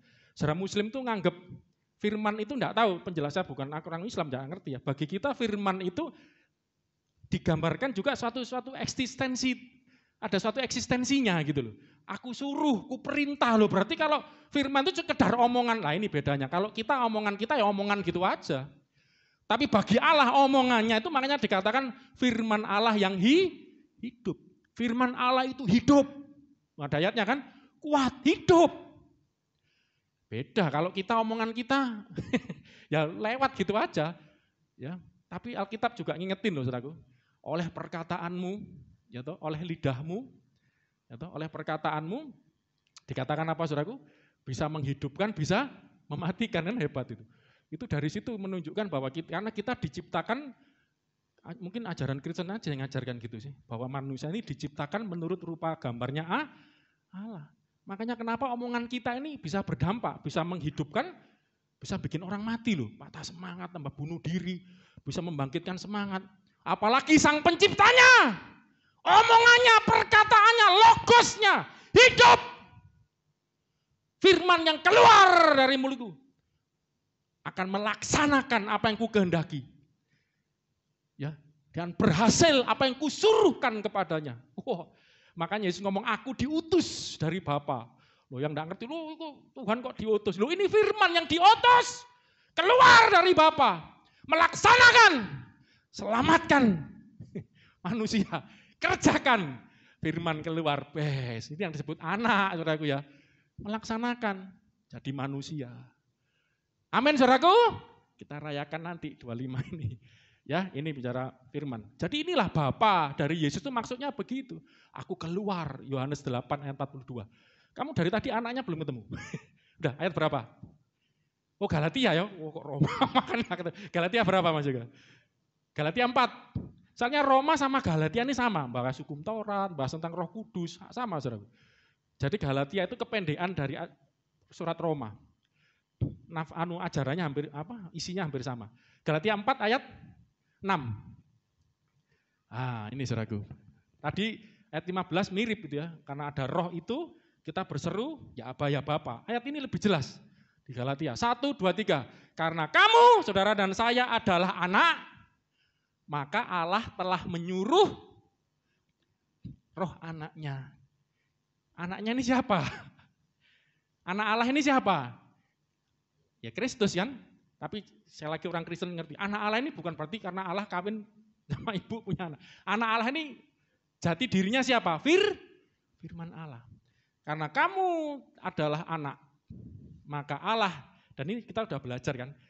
Jadi gini, saudara jadi anak dulu, karena kamu adalah anak, maka Allah telah menyuruh anaknya ke dalam hati kita. Kok kayak kebalik ya?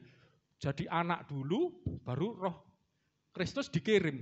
Harusnya pengertian kita kan kita bisa menjadi anak Allah karena kita percaya Tuhan Yesus. Kenapa ayat ini ngomong begitu? Jadi karena kamu anak, berarti jadi anak dulu kan? Halo? Karena kamu adalah anak, maka Allah telah menyuruh. Berarti kan setelah jadi anak Allah menyuruh roh anaknya yang maksud Yesus ke dalam hati kita. Sehingga kita bisa berseru ya Aba ya Bapa. Kok jadi anak dulu? Padahal harusnya kan, wah ada yang mau jawab, enggak apa-apa silakan, saya senang kalau ada yang mau jawab. Oh, pinter Mas Ilio. Kapan itu keliru? Di surga besar mana? Tak pikir dia takut lagi jawab, enggak putus asa jawab. Bener, karena ya, wah berarti nyentel kamu waktu itu enggak datang, denger dari YouTube ya berarti ya. Pas itu kan tak lihat enggak datang dia, apa gara-gara tak jawab keliru surga. Ya, bener saudaraku, Mas Ilio. Wah, luar biasa. Ya ini loh contoh yang bagus. Kalau saudara keliru, jangan patah semangat. Kalau enggak gitu enggak ada penjelasan, betul. Terus, wah enggak mau jawab lagi aku. Makanya carousel itu kadang-kadang, ayo siapa enggak ada yang jawab takut salah. Jangan, salah enggak apa-apa. Bener Mas Yuli ya. Salah malah dijelasin, oh gitu. Bener, ingat 1 Petrus pasal 1 ayat 2. Yaitu orang-orang yang telah dipilih berdasarkan rencana Allah. Jadi Allah itu sudah tahu ini loh anak-anakku. Karena kamu anaknya, kamu ciptaannya, dan kamu ada dalam rencananya. Maka Allah telah menyuruh roh anaknya. Dimaksud roh Kristus ke dalam hati kita, rohnya Yesus. Supaya kita memanggil ya Aba ya Bapa. Jadi Anda itu bisa memanggil ya Aba Bapa. Berdasarkan ayat ini karena ada apa saudaraku? Karena ada roh Yesus Kristus di dalam dirimu. Tapi kalau Anda manggil Aba Bapa ya karena ikut-ikutan teman-teman Pak, ikut-ikutan orang Kristen lain. Berarti belum ngerti, berarti belum paham. Engkau bisa memanggil itu karena ada roh Kristus di dalam dirimu. Amin saudaraku, ini aja baru jelasin Bapa saudaraku. Ini baru Bapa sebagai sumber. Memanggil Bapa sebagai sumber, sebagai pencipta kita. Ya beda dengan Bapanya yang Yesus, yang sumber keluarnya firman itu dari Bapa. Untuk melaksanakan kehendak Bapa, menciptakan yang terjadi segala sesuatu ini. Kayaknya enggak nutut, satu lagi aja. Ini baru Bapa ini, saya belum masuk ke firman, ke Yesus, ke roh. Selain Bapa itu adalah, apa tadi Allah itu Bapa, ya Bapa itu sebagai sumber kehidupan kita, sumber segala sesuatu, asal segala sesuatu, pencipta ya. Dan karena Bapa itu pencipta, saya mau, ini ada ayat yang mendukung dari Petrus ya, 1 Petrus 4 ayat 19. Inilah kenapa, nanti saya akan ajarkan ini di dalam pelajaran tentang keselamatan saudara ya. 1 Petrus 4 ayat 19. Kenapa kita harus berbuat baik? Saudara?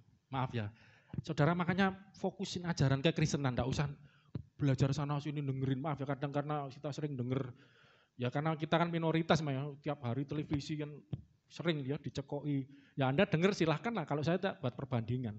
Tapi kalau itu sampai masuk dan menjadi cara hidup Anda, cara pikir Anda, ada kekeliruan di situ. Jadi karena selama ini orang berpikir saya berbuat baik supaya dapat pahala, saya berbuat baik supaya dapat masuk surga, saya berbuat baik supaya ini itu salah.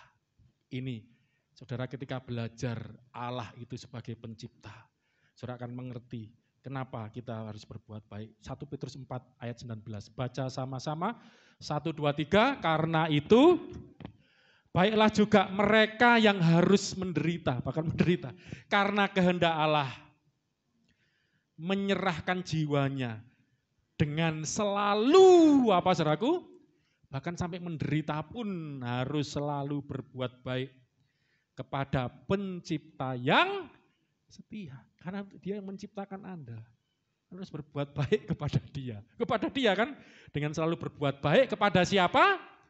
Pencipta yang setia. Jadi pertama kali Anda berbuat baik itu harus berbuat baik kepada siapa?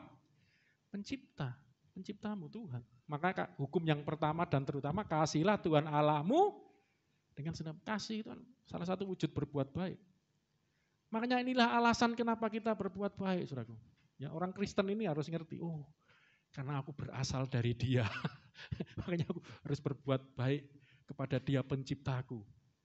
Ya, karena Dia itu pencipta kita, makanya Dia harus berbuat baik. Dan yang terakhir ini biar nanti enggak selesai enggak apa-apa ini. Untuk pemikiran Anda selanjutnya, Bapa itu kudus. 1 Petrus 1 ayat 15 dan sampai 17. Selain Allah itu adalah Bapa sebagai sumber asal segala sesuatu, pencipta kita, sehingga kita harus berbuat baik kepada Dia. Allah penciptamu itu dikatakan tadi setia. Dia juga kudus. Nanti setia ini ada hubungannya dengan keselamatan, saudaraku ya. Nanti saya akan jelaskan ada hubungannya dengan keselamatan, tapi bukan sekarang kayaknya. Bapa itu kudus. Ayat 1 Petrus 1, 15 sampai 17. Baca sama-sama. 1, 2, 3. Tetapi hendaklah kamu, saudara dan saya, umat Tuhan. Ini kan surat ini untuk umat Tuhan loh ya. Orang luar baca di luar Kristen enggak paham maksudnya apa gitu. Suruh kudus suruh gini. Kudus itu untuk apa? Kudus itu supaya masuk surga segala macam. Kalau kita enggak. Hei umat Tuhan, dengar firman Tuhan katakan. Tetapi kamu, hendaklah kamu menjadi kudus dalam seluruh hidupmu. Sama. Seperti Dia. Dia ini Bapa, ayat di atas nanti baca sendiri. Yang kudus, yang telah memanggil kamu. Nanti saya akan jelaskan tentang panggilan. Sebab ada tertulis, kuduslah kamu. 16 ya. Karena apa? Sebab aku kudus. Sampai sini dulu aja. Ulangi lagi ya, biar mendalam. Tetapi hendaklah kamu menjadi kudus dalam seluruh hidupmu. Sama seperti Dia yang kudus, yang telah panggil kamu. Sebab ada tertulis, kuduslah kamu, sebab aku kudus. Saya mau tanya sekarang, coba kesimpulan dari ayat ini. Kita nanti akhiri aja. Saudara, sebagai orang Kristen, kita diselamatkan karena apa, saudaraku? Kebaikanmu, kekudusanmu, mumpung bicara kudus tadi. Kita diselamatkan, udah belajar kan, kapan ya? Minggu lalu ya. Karena iman, karena kasih karunia Tuhan Yesus kan, sehingga kita ketika percaya Dia, kita diampuni dosanya oleh kematian kayu salib, melalui kebangkitannya kita dilahirkan kembali. Nanti akan diperdalam Januari tentang keselamatan, dasar-dasarnya nanti hidup, bertumbuh, manusia baru, rohani, sampai sempurna. Tetapi saya mau tanya, setelah kita jadi anak Tuhan, umat Tuhan, yang telah dipilih tadi ya, sebelum dunia dijadikan, sudah direncanakan, Tuhan sudah tahu kita anaknya, harus kirim Yesus supaya kita mengenal Dia, terima Yesus, manggil Abba, Bapa. Kita jadi itu kan karena pilihan Tuhan, karena kasih karunia Tuhan, karena karyanya Tuhan, baik karyanya Bapa dalam pemilihan kepada kita, rencananya, karyanya Kristus yang menebus melalui kematiannya dan kebangkitannya melahirkan kembali, melalui Roh Kudus yang menyertai kita, memberi kekuatan untuk kita hidup sebagai anak-anak Allah. Saya mau tanya, setelah kita diselamatkan, kita perlu berbuat baik enggak? Kita perlu hidup kudus enggak? Perlu. Amin. Orang Kristen, kuduslah kamu. Berbuat baiklah sekalipun menderita. Karena Dia penciptamu, itu setia. Harus ya. Sekarang alasannya apa? Supaya masuk surga, supaya diberkati, supaya hidupmu lancar, lancar rezekine. Makanya kalau terlalu sering dengar, makanya dengar ajaran Alkitab. Ayo datang ke gereja. Kalau nggak sempat lihat YouTube-nya. Belajar ajaran yang dikatakan Alkitab.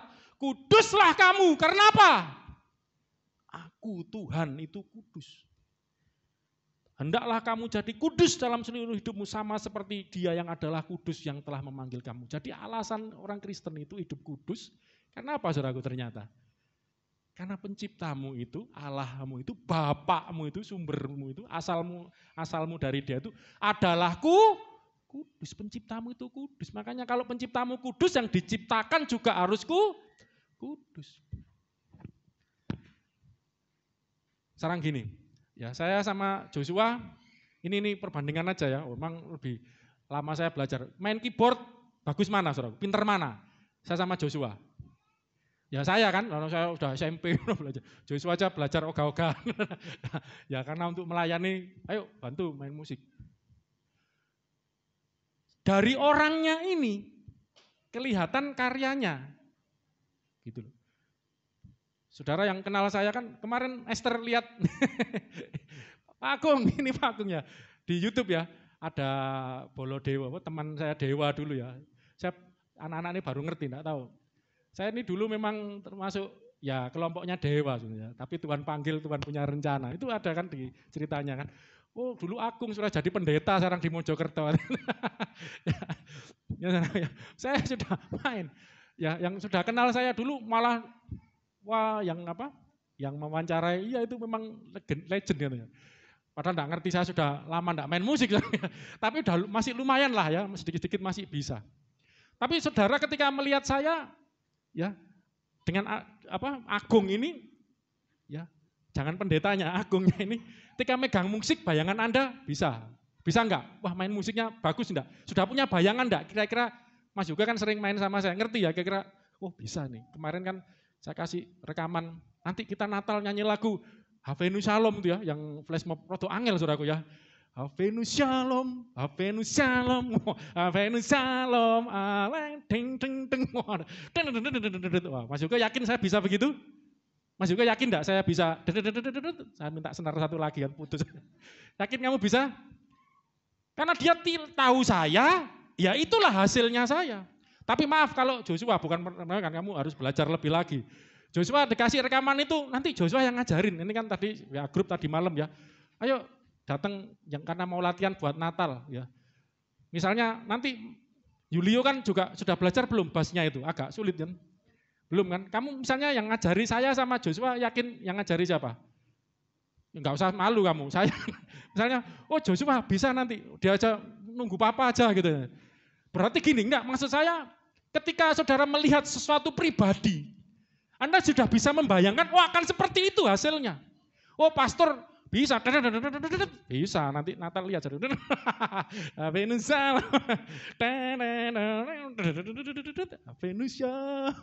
versi baru. Bisa karena ngerti, oh ini apalagi mantannya dewa ini. Joshua, lah Allah itu gitu juga. Oh itu pencipta asal segala sesuatu, dia kudus, dia setia. Oh sudah bisa membayangkan, oh karena dia kudus hasilnya ciptaannya juga kudus. Maaf saudaraku, kenapa Anda harus kudus? Karena penciptamu kudus. Maaf kalau hidup kita tidak kudus. Bayangkan apa yang terjadi saudaraku. Oh dihukum masuk neraka, bukan masalah itu, maaf itu ajaran agama. Udah bingung itu duluan, nanti dihukum, nanti diazab. Wis ojo mikir itu dulu. Kenali penciptamu. Tanpa sadar ketika kita hidupnya tidak sesuai dengan pencipta, kok nggak sesuai harapan. Ya, misalnya Mas juga ternyata tidak sesuai harapan, Pak Agung kok enggak mungkin kan? Bukan saya itu. Mungkin Agung yang lain itu. Keliru, Agungnya Yani bisa gitar enggak? Ketepung aja enggak bisa. Apalagi gitar. Bukan mungkin contohnya ini kan bidang saya di situ. Kalau Agung kan pinter pertanian, mungkin saya malah enggak ngerti nandur. Saya tuh nanam apapun mesti mati, saudara, heran saya. Terus gak cocok ya. Miara binatang ya, makanya saya nggak pernah miara burung apa, mesti mati. Oh Beni ini pinter, macam-macam. Saya sudah kapok ya, daripada kasihan mati, ikan itu aja lo mati. Mungkin lupa ngasih makan apa, nggak cocok saya. Nah maksud saya kan ketika engkau ngerti pencipta itu kudus, hasilnya ya pasti kudus. Itu loh maksudnya ayat itu. Hendaklah kamu sempurna karena Bapamu sempurna. Kuduslah kamu karena Bapamu itu kudus. Jadi Anda mulai ngerti, oh berarti saya memang ciptaannya Bapa yang kudus, makanya saya keluarnya kudus. Itu yang harus jadi motivasi. Amin saudaraku? Kalau enggak, berarti apa? Pikir sendiri. Pikir sendiri. Kalau engkau tahu bahwa Bapamu itu kudus, Saya enggak ngomong, nanti lain kali bicara keselamatan. Karena ada perumpamaan. Keselamatan itu seperti orang nanam benih ya. Ini menanam benih di ladang, terus malam-malam ada pencuri, penjahat, pencoleng. Nanam juga ilalang. Akhirnya tumbuh. Saudara tahu ilalang sama gandum itu hampir sama loh. Rumput sama padi itu loh kan enggak kelihatan. Waktu gede baru kelihatan. Ini padi, ini rumput ternyata. Ini ilalang, ini gandum. Satu kali nanti. Makanya hidup kudus itu sebagai meterai. Nanti lain kali saya akan belajar. Saya sudah sampai 12 itu. Kenapa kita harus hidup suci, hidup kudus, hidup baik? Ternyata apa? Pikir saya sederhana, 12. Dari Petrus saja loh saudaraku. Ada 12 alasan. Wah nanti lain kali ajarkan itu. Lain kali terus. Karena waktu itu sangat terbatas ya, seperti hari ini. Mari kita akhiri pada kita, ini panjang banget sudah. Kita akan berdoa, ini baru belajar Bapa, belum tentang roh, belum tentang firman. Kristus adalah firman. Nanti kita akan belajar selanjutnya. Ingat 25 besok Natal ya. Mari kita akhiri. Joshua maju, jangan minder loh ya ngomong gitu, kamu harus lebih belajar. Malas saudara belajarnya ini ya.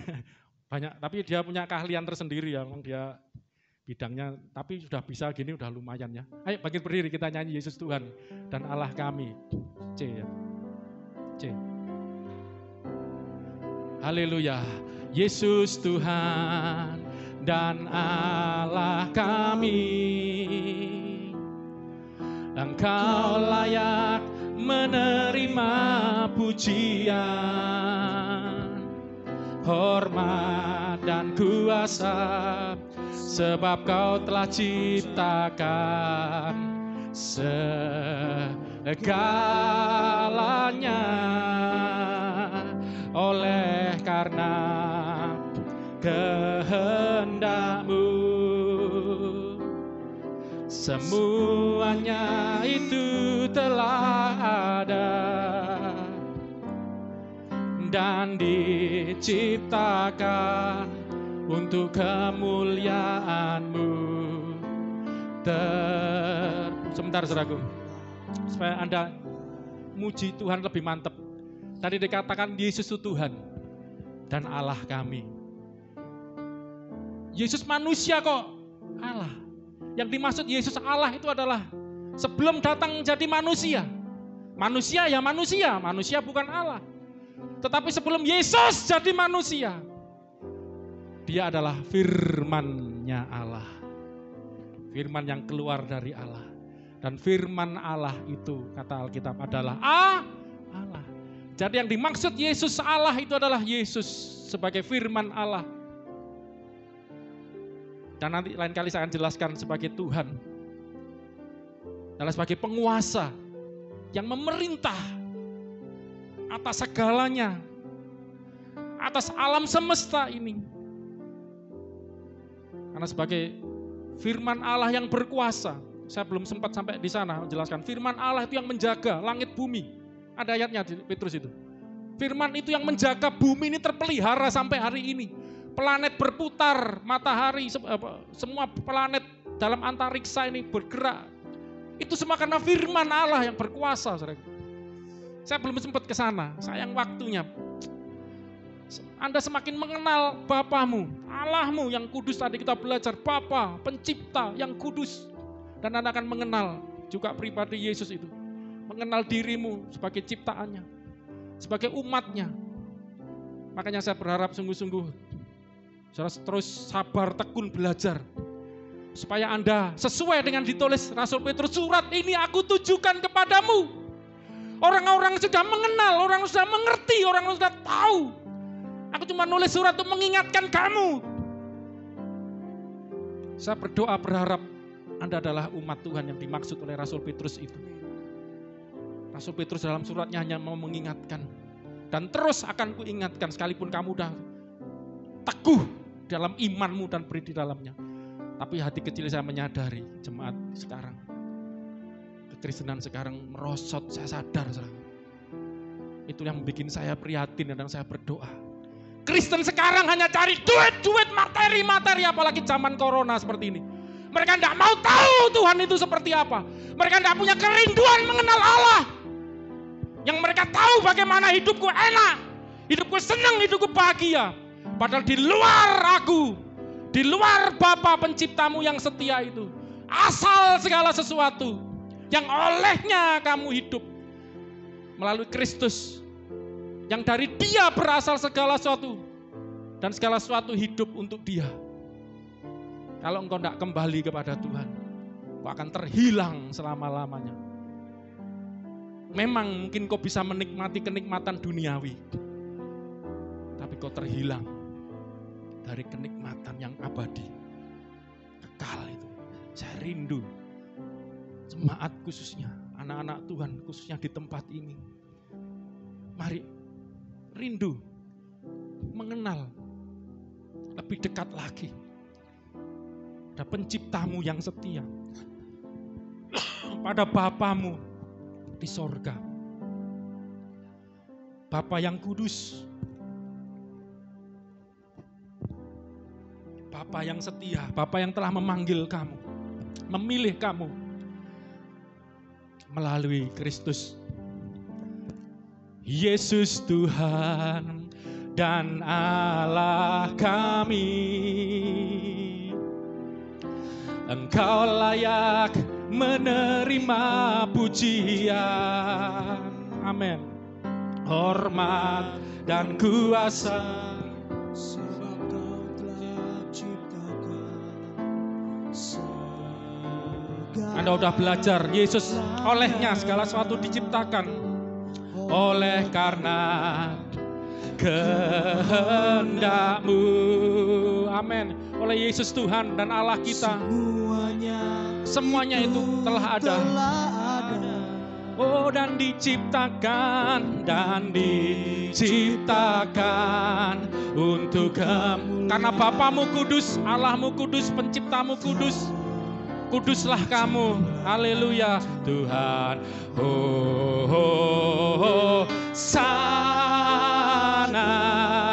terpujilah Tuhan, terpujilah Tuhan Yesus. Sana terpujilah Tuhan, terpujilah Tuhan. Sekali lagi, Yesus Tuhan dan Allahku, Yesus Tuhan dan Allah. Mari saudaraku, datang, deklarasikan oleh imanmu. Kau percaya, kau menerima Dia. Oh, kau mengenal Dia. Kau telah mengenal Dia. Kau telah dipilihnya. Kau telah dijadikan anaknya. Haleluya. Dan rohnya diberikan tinggal menyertai engkau, di dalam engkau. Oleh karena, dan kita hidup dalam kehendak dan rencananya. Haleluya. Semuanya itu telah ada, dan diciptakan untuk kemuliaan-Mu. Terpujilah sama-sama, haleluya. Sana terpujilah, sana. Ayo datang kepada Tuhan dan Allahmu melalui Yesus Kristus. Yesus Kristus. Tidak ada seorang pun bisa sampai kepada Bapa. Dia kembali pada Bapa kalau tidak melalui aku. Mari datang melalui Yesus. Percaya kepada Yesus.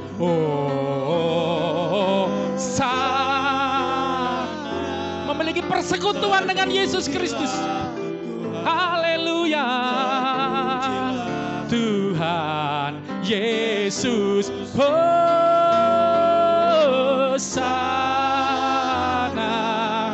terpujilah Tuhan, terpujilah Tuhan Yesus. Hosana,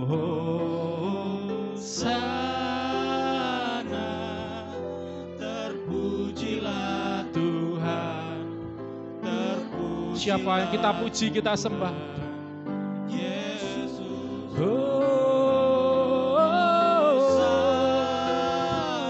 Hosana, terpujilah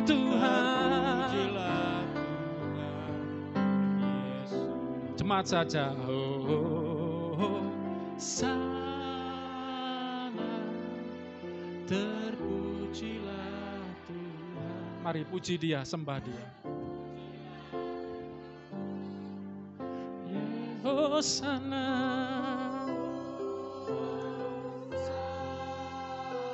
Bangga punya Allah seperti Tuhan kita Yesus Kristus.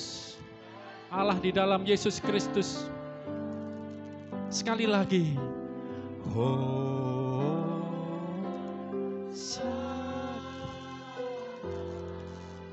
Terpujilah Tuhan.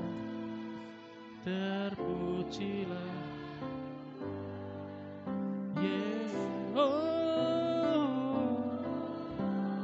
Sana terpujilah Tuhan, terpujilah Tuhan Yesus, terpujilah Tuhan.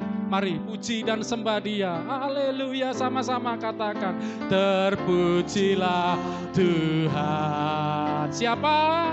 Yesus.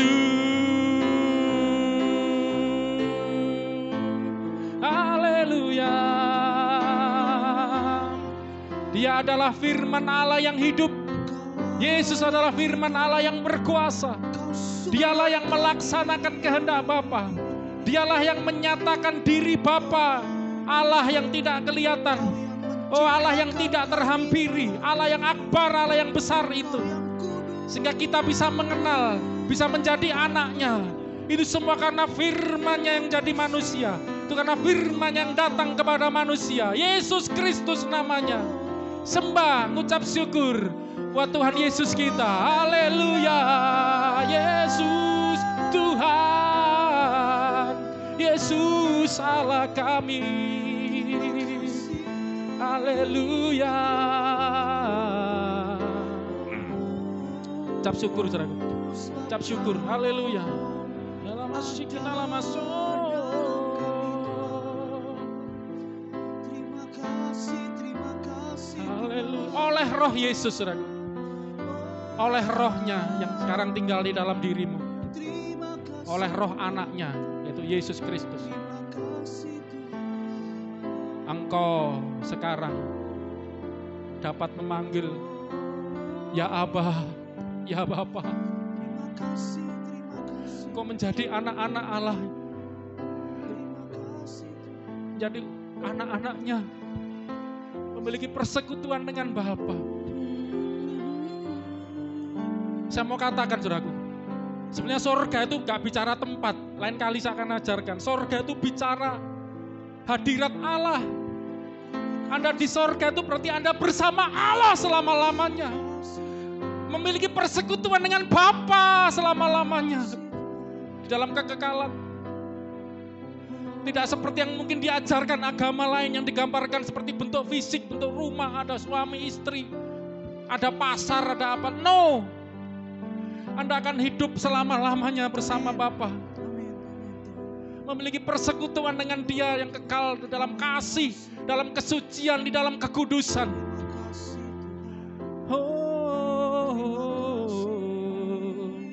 Itu semua karena yang dikerjakan Tuhan Yesus Kristus. Yang kita akan sambut. Hanya kita mau selama bulan Desember ini. Saya sudah sampaikan di WA Group. Ayo rayakan Kristus. Rayakan Kristus. Sudah berkarya buat hidup kita. Menyelamatkan kita. Membawa kita sampai kepada Bapa. Sayang waktunya gak cukup. Khotbah saya belum sampai ke sana. Tapi saya harap nanti Natal 25 Desember saya bisa menyelesaikan bahwa Bapa, Roh-Nya dan firman-Nya yang dikirimkan kepada kita, firman yang diutus datang kepada kita, Roh yang diembuskan kepada kita, baik itu menciptakan kita, menghidupkan kita, bahkan setelah jatuh dosa, memulihkan kita, mengampuni kita, itu semua kasih Allah. Begitu besar kasih Bapa kepada kita semua ciptaannya ini. Karena kita anak-anaknya. Manusia Tuhan tidak menghendaki satu pun binasa. Kehendak Tuhan semua diselamatkan, saudara. Hanya Dia mengirimkan anaknya yang tunggal itu, firman satu-satunya itu. Firman-Nya untuk jadi manusia, menyelamatkan kita. Roh-Nya diembuskan kepada kita. Saya belum sampai pelajaran ke sana. Untuk menyertai kita. Roh-Nya diembuskan untuk mengurapi kita, memeteraikan kita, memberi kekuatan dunamis. Untuk kita dapat menjalani kehidupan di dunia ini. Itu semua karena kasih Bapa yang besar kepada kita. Makanya saya mendorong jemaat Tuhan ini terus belajar, kenali Allahmu, Bapamu itu, dan firman-Nya dan Roh-Nya itu yang berkarya dalam hidupmu, memanggil engkau, memilih engkau, menyelamatkan engkau, dan engkau akan tahu tujuan hidupmu. Engkau akan tahu kenapa aku harus hidup di dunia ini. Kenapa aku harus berbuat baik, tadi ayatnya sudah. Kenapa aku harus hidup kudus? Hambamu berdoa supaya jemaat Tuhan khususnya di tempat ini, anak-anakmu dengar firman Tuhan hari ini, siapapun, di Instagram, di YouTube, berkati Tuhan. Firman-Mu sudah diberitakan. Firman-Mu diberitakan. Allah diperkenalkan melalui firman-Nya. Dan Roh-Nya akan menjamah, berembus tiap yang mendengarkan. Karena di dalam firman-Mu ada roh, ada kehidupan, ada kekuatan. Dalam firman-Mu ada kuasa, ada mujizat. Mereka yang dengar firman-Mu dan firman itu jatuh seperti benih di tanah yang baik. Makanya saya berdoa berharap sungguh-sungguh jemaat bisa mendengar firman. Apapun masalahmu, apapun keadaanmu, saya selalu sedih kalau lihat jemaat tidak konsentrasi kalau ke gereja. Karena masih memikirkan masalah-masalahnya, beban-beban hidupnya. Harusnya engkau tanggalkan semua itu. Datang kepada Allahmu dengan segenap hatimu. Kenali Dia, buka hatimu dan izinkan Dia memfanirukan, menyatakan, mengeksekusikan, mengapokalipskan dirinya. Mengapokalips dirinya kepada Anda, mewahyukan dirinya. Semakin Anda mengenal Dia, hidupmu ada terang, ada kebebasan, ada kemerdekaan, ada sukacita yang tak terkatakan. Jangan mencari apa yang dicari bangsa-bangsa yang tidak mengenal Allah. Kau akan kecewa. Memang manusia butuh sandang papan pangan, tapi itu bukan yang utama, saudara. Carilah dahulu kerajaan Allah dan kebenarannya, maka semuanya akan ditambahkan. Bertobat mulai saat ini, mulai sungguh-sungguh dengan Tuhan, mulai sungguh-sungguh. Saya berharap bukan hanya di gereja, tapi pulang dari gereja, di rumah sehari-hari. Pikirkan Kristus, ingat selalu akan Dia. Jangan ingat masalahmu, jangan ingat utangmu, jangan ingat cicilanmu. Lebih ingatlah kepada Kristus yang jadi penguasa hidupmu. Jangan ingat-ingat masalahmu, kesusahanmu, kesedihanmu. Ingat akan Kristus. Saya mendorong jemaat memiliki persekutuan dengan Kristus. Itu yang dimaksud persekutu dengan Kristus. Masalah boleh datang, tantangan boleh terjadi. Tanggungan-tanggungan boleh harus kita hadapi. Tapi engkau tidak sendiri. Roh anaknya telah datang dalam hidup, telah ada dalam hatimu, Roh Kristus. Hiduplah sebagaimana Kristus pernah hidup di dunia. Itulah rencana Tuhan. Manunggal dengan Kristus. Tetapi aku hidup, bukan aku lagi yang hidup, tapi Kristus yang hidup di dalam aku. Itulah harusnya hidup anak-anak Tuhan. Bukan hidup secara duniawi, sarkinos. Tapi jadi manusia rohani. Karena Yesus telah dibangkitkan. Itu pneumati disebut Alkitab. Pneumatos seperti kita. Pneumatikos, kita jadi manusia rohani seperti Kristus yang bangkit itu. Ayo saudaraku, ini kerinduan saya sebagai hamba Tuhan di tempat ini. Saya bersyukur juga boleh direkam di YouTube. Satu kali saya percaya orang-orang yang membutuhkan, orang perlu dibangkitkan, akan dengar kebenaran Tuhan ini. Hosana,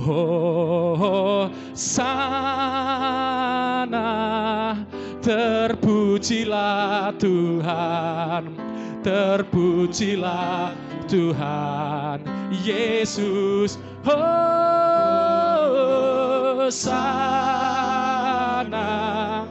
terpujilah Tuhan, terpujilah Tuhan Yesus. Sekali lagi, terpujilah Tuhan Yesus, terpujilah Tuhan Yesus. Haleluya, terpujilah Tuhan Yesus.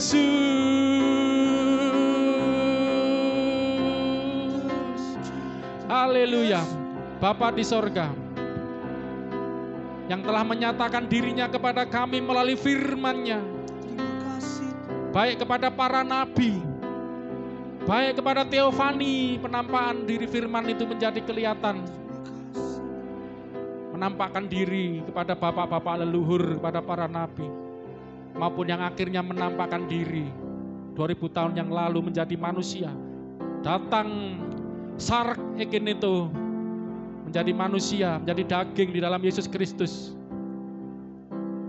untuk menyelamatkan kami, untuk membawa kami kembali kepada Bapa pencipta kami yang kudus, yang setia, yang tidak menghendaki satupun binasa supaya kami diselamatkan. Kami mengucap syukur, dan melalui hembusan roh-Mu, nafas hidup-Mu, kami diberi kekuatan. Oleh nafas hidup-Mu kami dipulihkan, oleh nafas hidup-Mu kami dimeteraikan, oleh nafas-Mu kami memiliki energi rohani. Roh kami diperbaharui hari demi hari. Kami mengucap syukur, bangga, bersyukur menjadi anak-anak Tuhan. Apapun masalah kami, apapun tantangan di hadapan kami, karena kami punya Allah yang hidup di dalam Yesus Kristus, yang kami kenal dalam Yesus. Kami mengucap syukur. Dan setelah kami akan berpisah meninggalkan tempat ini, Bapa di sorga, serahkan anak-anak-Mu ini di dalam kasih karunia Tuhan Yesus Kristus, penyertaan Roh Kudus akan menyertai kami semua sekarang sampai selama-lamanya. Dan percaya, diberkati, sertai Tuhan, bahkan dikasih Tuhan sampai selama-lamanya. Katakan sama-sama, amin. Selamat hari Minggu, Tuhan Yesus memberkati. Haleluya. Yang latihan Natal, tinggal sebentar ya.